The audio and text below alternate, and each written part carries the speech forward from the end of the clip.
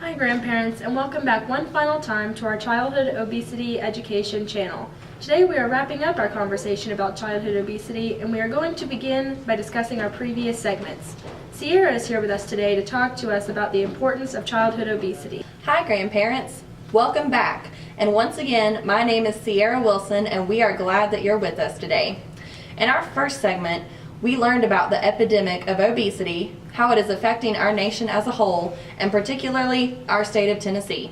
We also learned why America is getting so fed up with this epidemic of obesity and how our eating habits are directly related to it. After learning about this epidemic of obesity, we brought in Dakota Reynolds, who taught us about proper nutrition and how our eating habits can definitely influence the choices that we make. Thanks, Sierra. Hello again, grandparents. I'm Dakota Reynolds, and we're going to do a quick recap on nutrition. The best way to keep up with good nutrition is to follow these 10 easy steps. Eat a variety of healthy foods, maintain an ideal weight, avoid fats, eat more whole foods, avoid sugar, sodium, alcohol, and caffeine, take vitamin and mineral supplements, and eat frequent calm meals. Up next is Blakely Bays, and she's going to give us a recap on her prevention methods. Hi grandparents, I'm Blakely Bays and welcome back to your prevention recap.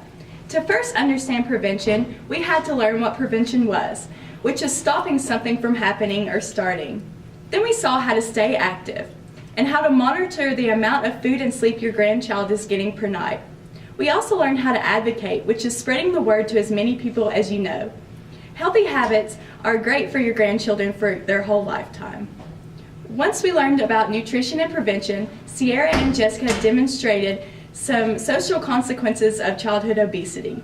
Jessica, why don't you remind our viewers what they learned? Thanks, Blakely. Hi, grandparents. This is Jessica Collinger here to remind you that even though you may not be able to see the damaging effects of childhood obesity in your children now, they may be able to affect them later on in life.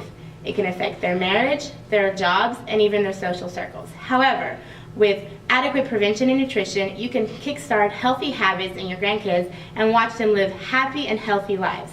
Speaking of healthy lives, we also learned that there are some physical consequences to childhood obesity. I'm going to give it over to David, who's going to remind you what those physical consequences are. Thanks, Jessica, and welcome back, grandparents. As Jamie and I discussed in our previous section on physical consequences, there are many outcomes that occur due to childhood obesity. These include type 2 diabetes, heart disease, and many functional limitations, and even premature death. And this really goes to show the importance and need for intervention and as well as prevention when it comes to childhood obesity, because you can not only lengthen a person's life and help benefit, but you can also strengthen it and make it better. In conclusion, by knowing the facts about obesity, understanding adequate prevention and nutrition tips, and knowing the social and physical consequences of childhood obesity, you as grandparents are now equipped to help your grandchildren lead happy, healthy lives as adults. We thank you for staying tuned for all of our segments, and we hope that you have found something to take away from the information that you have learned today. So remember, childhood obesity is real, but more importantly, it's preventable. And with the tools you have learned, you can take steps to a healthier future, including with your own grandchildren. Thank you and be well.